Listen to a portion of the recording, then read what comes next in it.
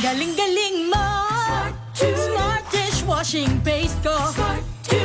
Pritong ulam na masebo. Plato ng kaldero. Tanggaling for everyday. Ganyan pag smart ang dishwashing paste. May double tanggaling formula. Tanggal ang sebo, tanggal ang bakterya. Pahit para walang bahid. Linis fantastic sa metal at plastic. Number 1 ko to. Tanggaling-galing mo. Smart dishwashing paste. ACS. Sinisiguro kong tama ang aking choices. Tamang pagkain, lifestyle, at ang partner ko, MX3 Capsule. Gawa ito sa ISO at GMP certified na planta. Tested and proven na may alpha, beta at gamma mangosteen. Helps avoid knee joint pain discomfort. Iwas-iwas sa sakit. Kailangan lang na long-term ang pag-inom. 2 capsules araw-araw. MX3, dito ako believe. Mahalagang paalala, ang MX3 capsule ay hindi gamot at hindi dapat gamiting panggamot sa anumang uri ng sakit. Sa lahat ng bagay, simula pa lang, siguraduhing max protection na. Kasi pag kulang ang proteksyon, baka madaling masira. Sa ngipin, dapat may max protection din. Max sa alaga ng unique toothpaste. With Max Protect formula, help stop cavities before they start, while keeping breath fresh. Try unique maximum fluoride protection. Para max alaga, max protektado. ACS. May nagbago!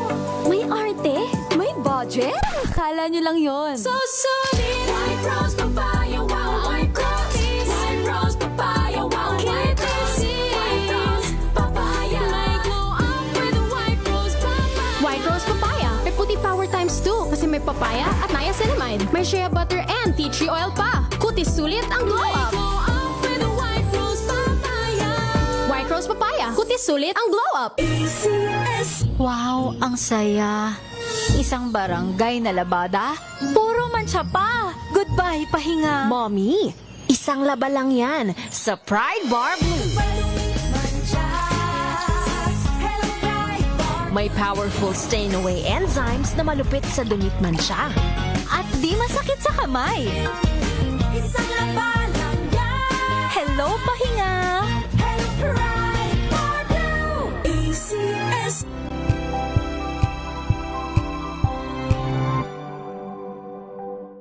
Alamin ang mga maiinit na isyung pambayan, mga balitang kailangan mong malaman, usapin sa pamahalaan, politika, ekonomiya at kabuhayan. Ito ang mga dapat mong malaman, pakialaman at pag-uusapan dahil kayo ang tinig ng mamamayan dito sa Damdaming Bayan. Live sa DZRH Radio, DZRH TV at DZRH Digital. Kasama sina Lakay, Deo Macalma at Elaine Apit. Araw-araw, Lunes. Eksakto, yung punto.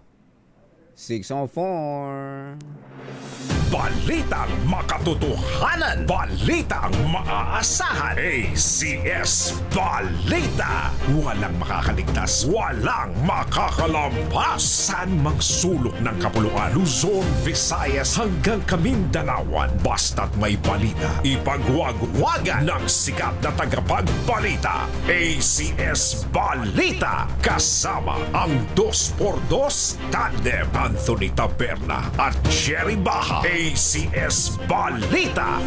Ang programang ito ay hatid sa inyo ng ACS Manufacturing Corporation, ISO certified, maker of world-class quality Pride detergent. Araw ng Friday! April 10, 2026. Narito na po ang ulo ng ating ACS Balita. Service Contracting Program, 10 piso kada litrong fuel subsidy sa PUVs. Kasado na! Kanina LGU, mamamahagi ng 25,000 na ayuda sa mga panaderya. Sa Luzon. Oy, thank you! Bakit? Taga Manila ka ba? Oy, Batang Maynila ito. Mga Pinoy sa Lebanon, hinimok na manatili sa loob ng bahay sa harap ng banta ng Israel na magsagawa ng mga pag-atake sa susunod na 2 araw. Atong ang nasa Pilipinas pa rin, muntik nang madakip kahapon ng umaga. Japanese national na biktima sa dating app. Ninakawan sa isang hotel sa Parañaque. Isa sa mga suspect arestado.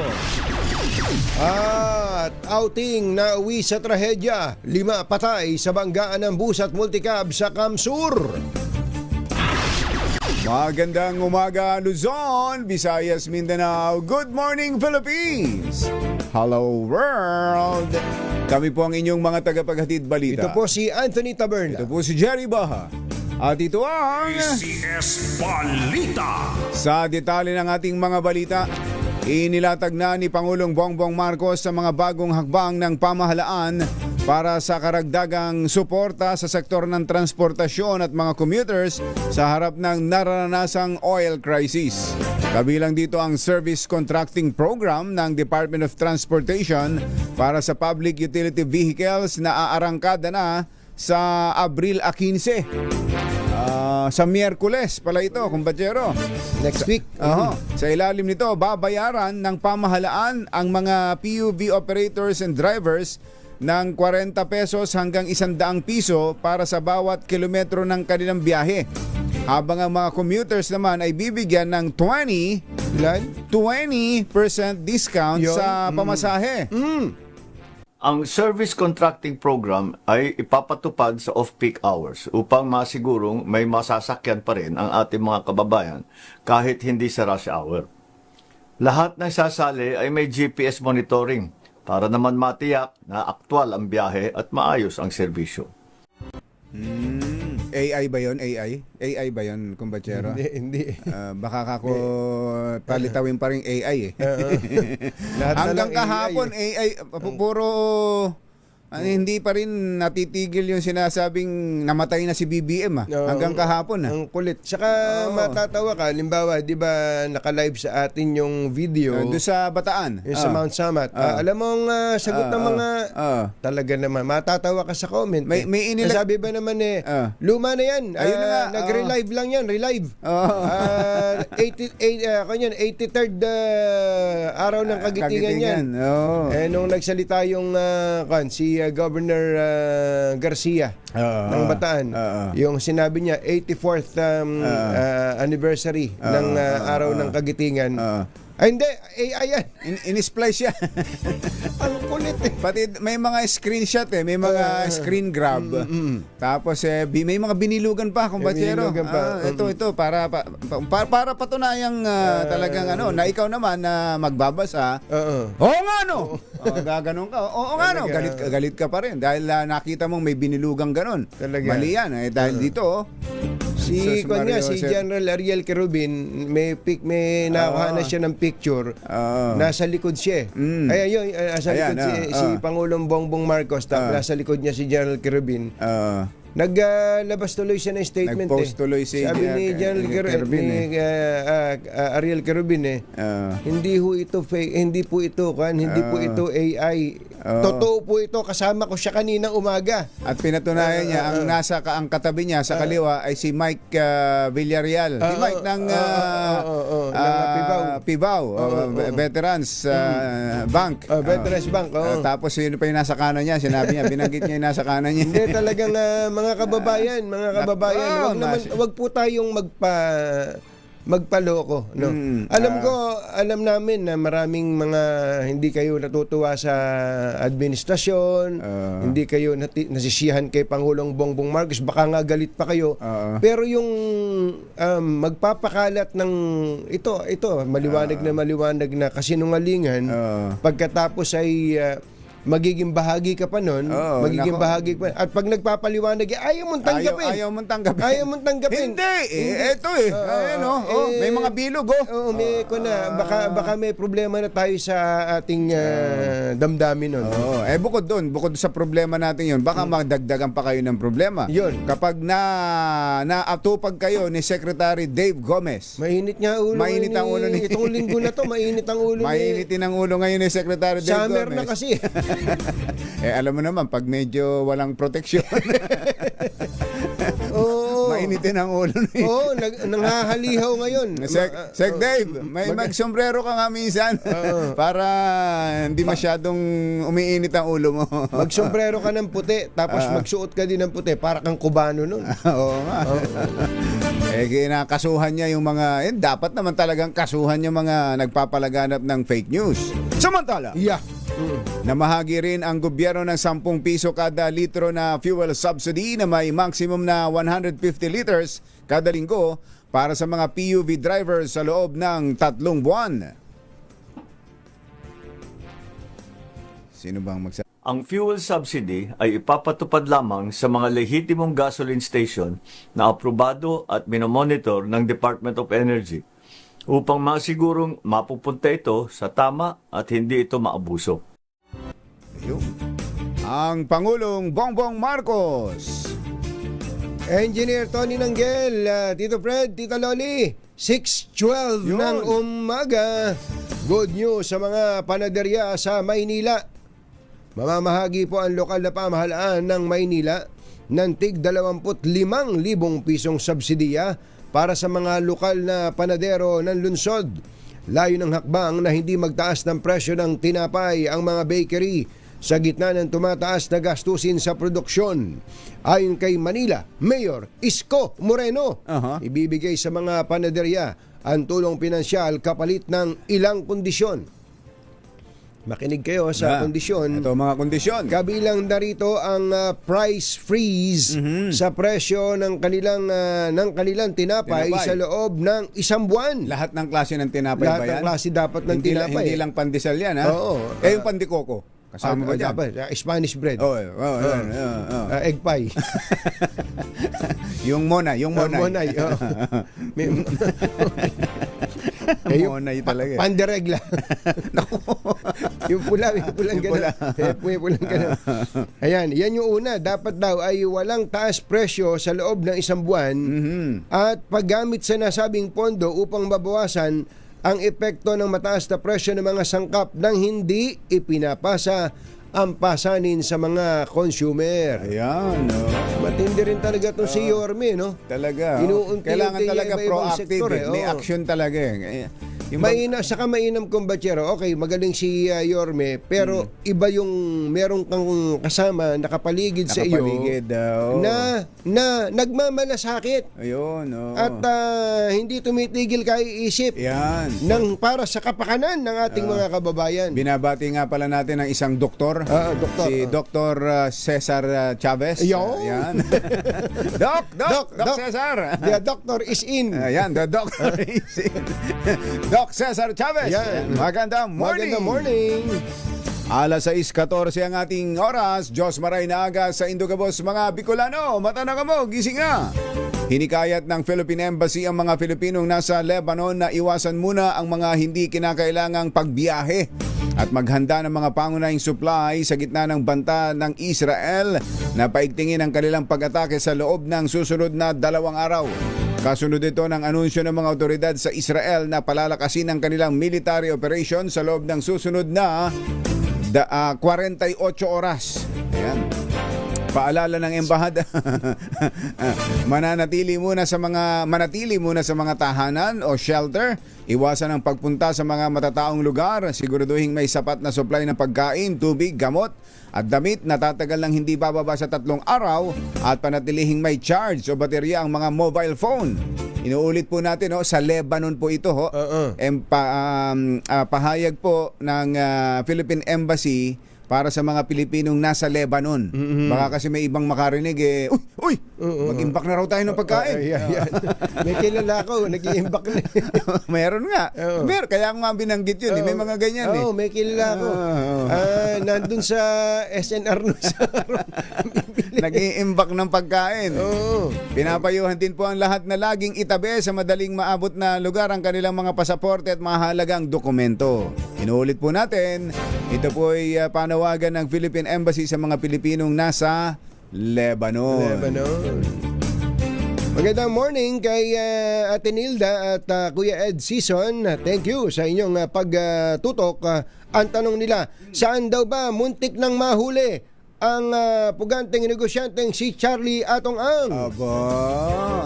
Sa Vietnam ba? Tulad ng nabalita nung nakaraan. Ayan. Diba? Dapat naispatan daw doon eh. Oo. Ang dami kasing singkit na.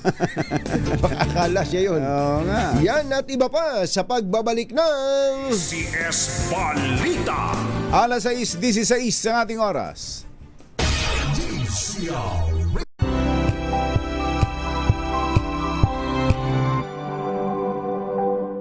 Hello, Washi! Laundry day na naman! Yay! Anong meron? Mancha ng chocolate, putik, may libag pa! Kaya natin yan!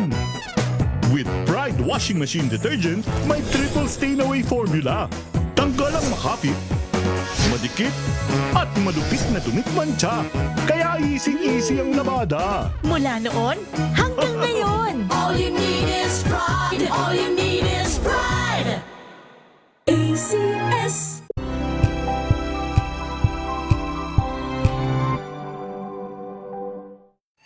Mga balitang gigising sa inyong umaga. Mga balitang kailangan mong malaman. Mapapakinggan sa ACS Balita sa 2x2. Kasama sina Anthony Taberna at Jerry Baha. Lunes hanggang Biyernes.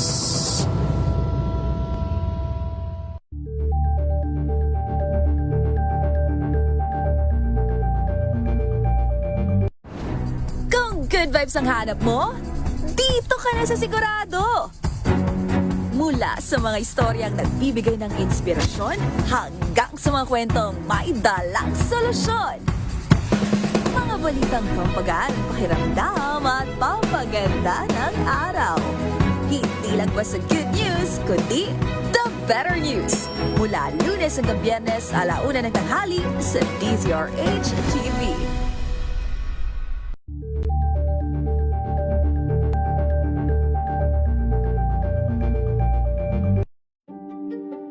Buklatin ang mga pahina. Pakinggan ang boses ng lipunan. Tunghayan ang mga issue mula sa ibang katayuan. Nakakalungkot kasi deserve ba namin ng ganito? Na hindi nila alam kung ano talaga yung kanilang mga karapatan. Yung gobyerno, tinulungan nila yung kanilang magsasaka. Pinapatahimik tayong lahat using various laws. Through education, kayang-kaya nating baguhin yung ganitong klaseng pag-iisip. Isang kwento, iba't ibang anggulo. Dito, sa Point of View.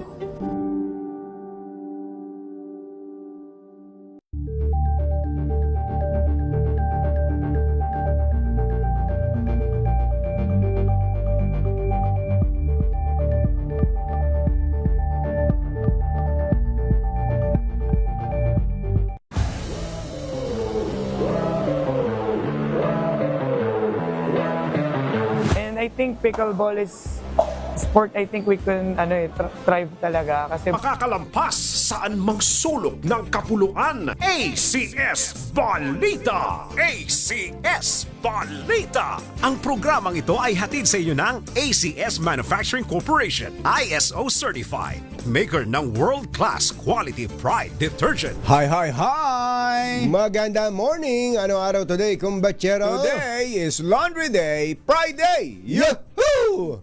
At pag Laundry Day, Friday, all you need is Pride Washing Machine Detergent. May triple stain-away formula, kaya tanggal ang makapit, madikit, malupit na dumit mancha, kaya easy ang labada. Kaya pala mula noon hanggang ngayon, all you need is Pride. All you need is Pride. ACS. Ang 2x2 tandem Anthony Taberna at Jerry Baha. ACS Balita. Hinihintay ho natin yung detalye dun sa, anong tawag doon? Contracting? Oo, yung, di ba yan yung pinag-uusapan natin dati pa? Na ito yung pinaka-ideal talaga eh. Noong pang panahon na ang dahilan kung bakit natin itinutulak ito ay yung madalas na aksidente sa kalsada. Yung bang nag-uunahan kasi ang mga driver at ang tingin sa tao sa kalsada ay piso. Piso. Di ba? Ganun ang terminong ginagamit nila eh. Totoo. Kaya madalas ang aksidente at dahil nagkukumaripas sa kalsada. Noong pa ho namin, isinusulong yung dapat ganun. Alam ko, may pinagawa silang ganun dati. Sinimulan eh. Merong actually... Mukhang hindi pala nagtuloy-tuloy, Kumbatsero, dalawang bagay yung binabanggit mo. Una, yung swelduhan. Yung swelduhan. Una yung swelduhan. Para sa swelduhan. Pero ang pangalawa, yung gobyerno ang magbabayad. Ito gobyerno ang magbabayad. Parang yung dating itinutulak natin, gawing swelduhan ng mga driver. Nag-umpisa yun, kumbatsero. Nag-umpisa yun sa mga bus. Sa mga bus.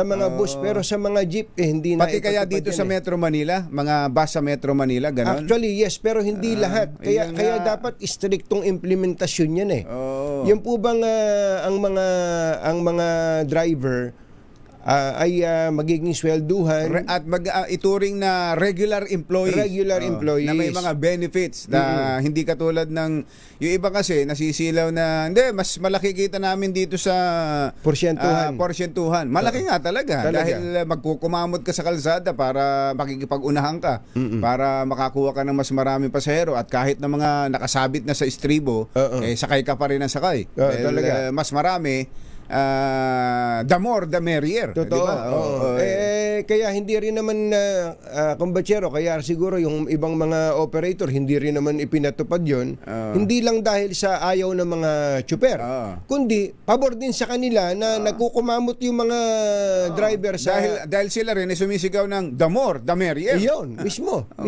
Habang malaki ang revenue, happy ang operator at saka driver. Pero yung danger nga po nun, yung nawawala na ng disiplina ang mga tsuper, mismo yung mga pasahero nawawala ng disiplina. Ngayon, gagawin ho yan ng gobyerno pero sa paraang ang gobyerno ang magbabayad. Ito, kaya nga sinasabi natin, magandang ngayon simulan din ito at ituloy-tuloy na. I-resume. Ito kumbatsero ay nagawa na Nagawa na nung panahon ng pandemic. Naalala nyo, walang biyahe ang mga driver dahil sa walang pasahero. Ang ginawa po ng gobyerno, sila po ang nagbayad sa mga operators at drivers. Sige, mamasada kayo. Kahit konti ang pasahero, babayaran namin kayo sa certain number of trips. Kaya nag-umpisa po yan. Kaya lang natigil na dahil wala na yung pandemic. Ngayon, ito, para tayong may pandemic. Pwede talagang ipatupad ito. Kaya nga, hinihintay natin sina Secretary Banoy Lopez, tsaka si LTFRB Chairman Dante Lantin. Hindi na, kumbatsero. Napalitan na ba si Chairman Dante Lantin ng LTFRB? Hindi na si Dante Lantin. Ganun ba? Iba na ba? Hindi na. Sino na ba ang LTFRB Chairman ngayon? Hanapin ko nga. At nandito yun sa... Winston Hines. LTFRB Chairman Winston Hines. Kinokontak po natin si Chairman. Para sa detalye niyan.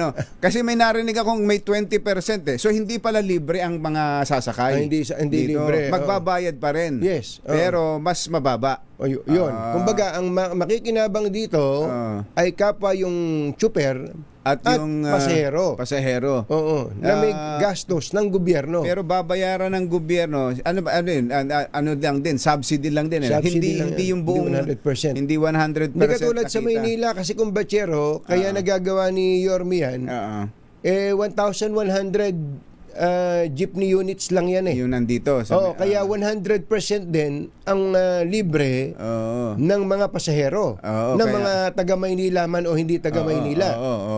Kaya hindi na kailangan magbayad ng pamasahe yung sasakay doon. Totoo. Kaya lang, kung gagawin ng gobyerno itong nationwide, via satellite, mauubos ang pera ng gobyerno diyan kung ililibre lahat. Hindi kaya. Hindi kaya.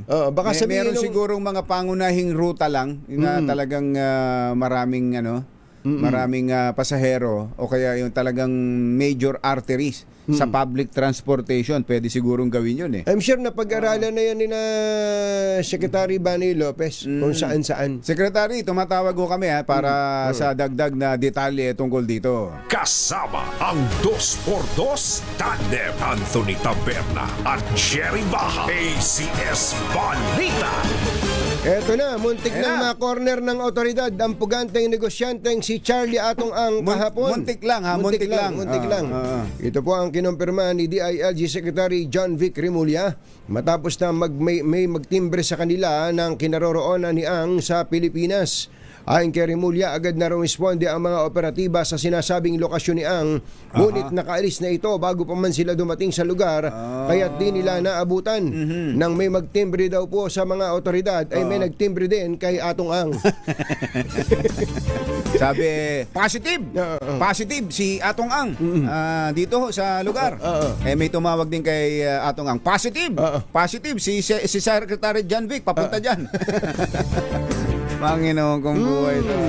So nandito raw. Dito sa Pilipinas. May 20 million na reward para kay Atong Ang. Nako. Alas 6:26 ang ating oras. Mayong buntag kaninyong tanan, mga Bisaya, mata na mamudiha. Gising na ba kayo? Pinagsisipa at ninakawan pa ang isang Japanese national sa Parañaque matapos makipag-meet up sa isang transgender na nakilala lang niya sa dating app. Nako, eto na.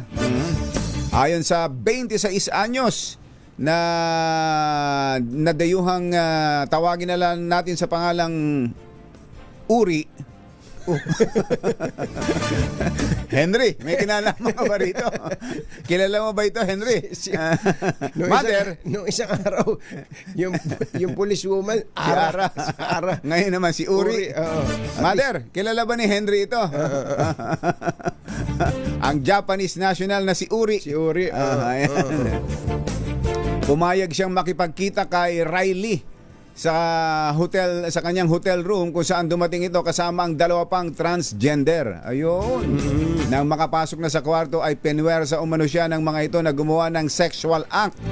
At pagkatapos ay hinirita siya ng 2,000 piso bawat isa. Bagay na pumalag itong biktima. Dito na siya pinagsisipa ng mga sospek at tinutukan pa ng baril sa muka habang pilit na hinihinga ng pera. Sinamahan ng isa sa mga sospek ang dayuhan para lumabas at mag-withdraw. Kaya nagkaroon ng pagkakataon ng biktima para magpasaklolo sa hotel receptionist sa pamamagitan ng pagtatype sa kanyang cellphone. Agad namang rumesponde ang mga otoridad at naaresto ang isa sa mga sospek habang nakatakas ang dalawa pa nitong mga kasapakat. Tangay ang nasa 200,000 yuan. Kala ko Japanese. Kala ko ba Japanese ito? Mother, kala ko ba Japanese? Ba't yuan ang pera? Nalilito na ako. Pag yuan ay RMB. China yun. Ang lakas ng RMB ngayon. Magkano ngayon? Ibig sabihin, malakas siya dahil sabi ng Iran, tatanggap lang sila ng bayad sa order sa kanila ng fuel, ng crudo, kung in yuan, hindi dollar. Baka kaya itong Japanese na ito, yuan na inipon. Maaari. Japanese national. Sa bagay, naisa hindi siya, napagkamalan niyang babae yung... Nalito na ako sa istorya na yun eh. Transgender eh. 200,000 yuan at 9,000 pesos. Samantala, isang malungkot na balita, nauwi po sa trahedya ang masayasanang outing makaraang magkabanggaan ng isang pampaserong bus at kasalubong nitong rescue vehicle sa Ragay, Camarines Sur na ikinasawi ng 5 at ikinasugat ng 7 iba pa. Karamihan sa mga biktima ay taga Lupi, Camarines Sur na lula ng Photon Light Rescue Vehicle. Ayon sa Camarines Sur Police, nangyari ang aksidente nang iwasan ng driver ng bus na Mark Eves Transit ang isang orange road signage o babalang karatula sa Andaya Highway, kaya napunta ito sa kabilang linya at nabangga, head-on to, kumbachero. Ang kasalubong na rescue vehicle na multicab. Sa lakas ng pagkabangga, pawang dead on the spot ang 5 lula ng rescue vehicle matapos tumilapon ng ilang metro. Lumitaw pa sa investigasyon ng pulisya na karamihan po sa mga biktima ay mga empleyado ng LGU ng Lupi at patungo sana sa beach outing na naging bangungot. Teka muna, pasensya na kayo, kailangan ko ring banggitin to ha. Una, nakikiramay tayo dun sa pamilya ng mga biktima. Pero ang gamit nila ay official government vehicle sa outing. Sa outing. Oo. Na kasi bawal yun. Di ba? Lalo na ngayon, di ba? Oo, medyo mahigpit ito. Pero of course, yun na may nabanggit ko lang, pero yung aksidente talaga. May iniwasan daw po na signage. Kaya lumipat ng lane yung bus. Ayun. Head on. Paano ka bubuhayin na? Bus yun . Ang laki nun. Nako. Karamay po kami sa mga naulila ng mga biktima. Winasak ng Bureau of Customs Port of Zamboanga ang mahigit sa 266 million pesos na halaga ng mga nasamsam na smuggled na sigarilyo sa isang waste management facility sa barangay Manikahan, Zamboanga City. Kinumpiska mga naturang sigarilyo dahil sa mga paglabag sa Customs Modernization and Tariff Act at ng Anti-Agricultural Economic Sabotage Act. Pinangunahan ang condemnation activity ni Enforcement Group Deputy Commissioner Nolasco Batan at District Collector Elinita Abanyo bilang bahagi ng mas pinalakas na kampanya laban sa smuggling at economic sabotage. Sa mensahe ni Commissioner Ariel Nepomuceno, binigyang diin ito ang kahalagaan ng mahigpit na pagpapatupad ng batas laban sa mga iligal na kalakal. Posibleng mabawasan ang presyo ng produktong petrolyo sa susunod na linggo. Totoo ba ito? Magkano? Sa pagtaya ng oil industry sources, ayun na. namumuro na matapyasan ng 2.50 hanggang 3.50 ang kada litro ng diesel. At piso naman sa gasolina. Para palang hindi rin nabawasan. Basta yung 2 piso dati, ang laki na yan. Laki na pag magtataas, napapalundag pa tayo dyan. Wow! Ano? Big time! Big time! 2 pesos na naman na increase.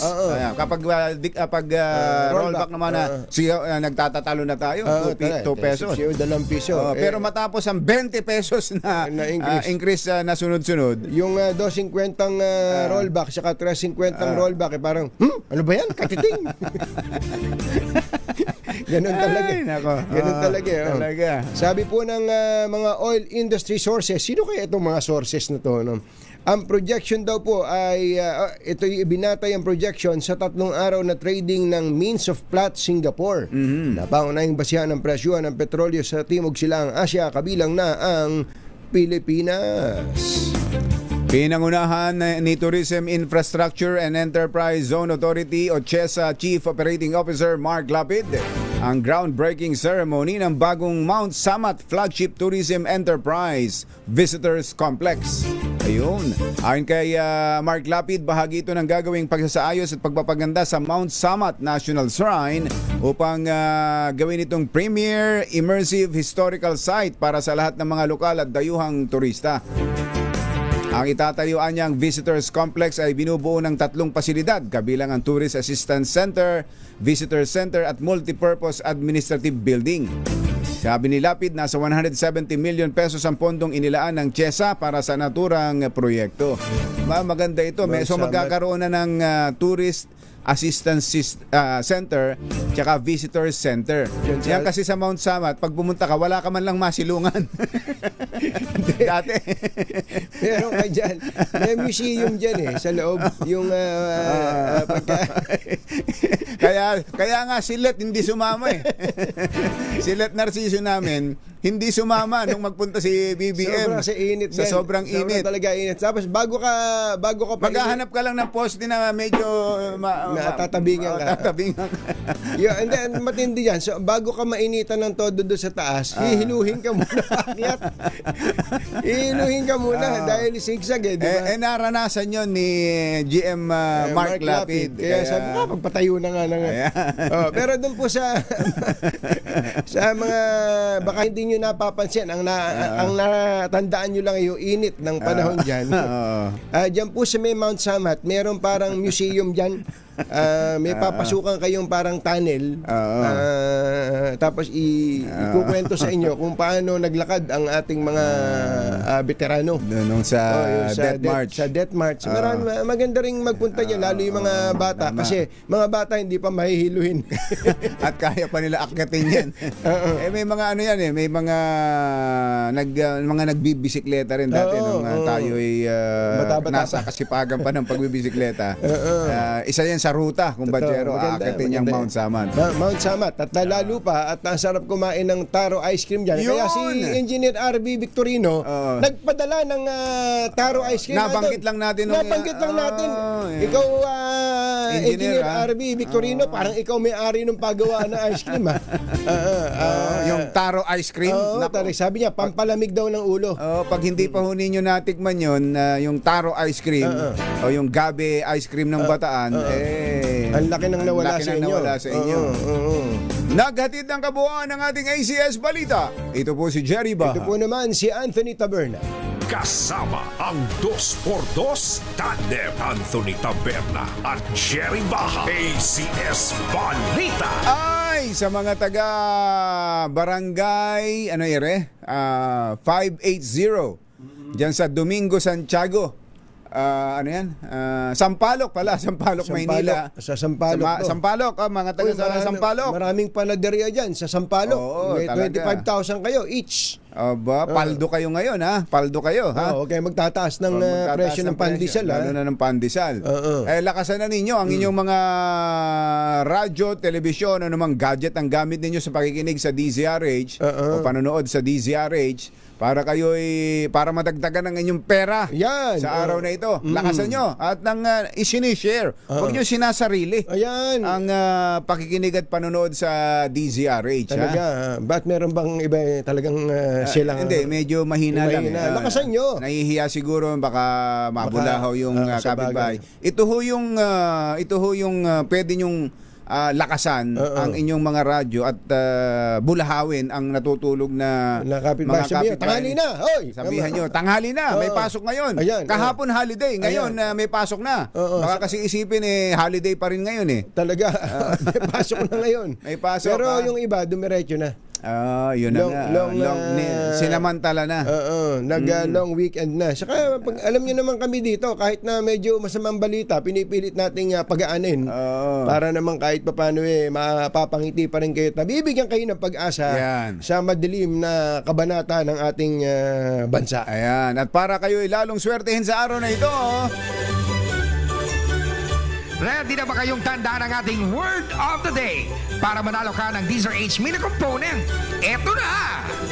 Ang ating Word of the Day ay Throwback. Di ba dapat pang Huwebes ito? Yung Throwback Thursday. Throwback Thursday. Saan ba yun? Sa Facebook ba yun? O sa yung hashtag yun Hashtag but Thursday. Pero sige, Friday na rin. Hindi pa pwede Tuesday? Meron. Throwback Tuesday. Tapos yung Friday, Flashback Friday. Dahil doon sa simula ng letter. Iba yan, Kumbachero. Monday. Ano Monday? Monday morning. Diba? Wednesday. Wow, Wednesday. Ganun pala yun. Ang bilis mag-isip. Ayan Throwback Thursday. Throwback Friday ngayon Flashback Friday. Throwback. Yan ang ating word of the day ay throwback. Ayan, tandaan yan. Doon sa mga mananalo dyan sa atin sa mga taga Sampaloc, Maynila, para kayo magkamit ng ating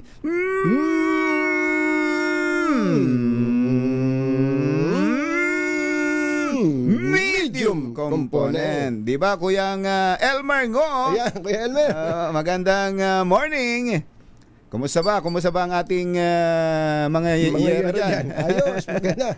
Ngayon kayo dapat magpalit ng bubong. Oo, ito yung yung panahon. na to, hindi yung pag umuulan na, saka pa kayo magpapalit. Kaya kung kailangan nyo na magpalit ng bubong ng bahay, buti na lang, may bubong na maasahan. Gawa sa state-of-the-art technology yan. May aluminum na. May pintura pa. Now available na rin sa pre-painted tiles pan. Para sa eleganteng bubong na matibay na makulay pa. Mag-cherry loom pre-painted ka na. Tinan mo naman.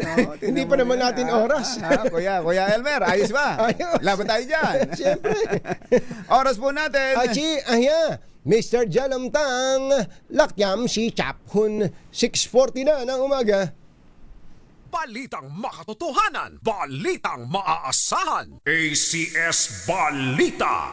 Ang programang ito ay hatid sa inyo ng ACS Manufacturing Corporation, ISO certified, maker ng world-class quality Pride detergent. This time check is brought to you by ACS Manufacturing Corporation.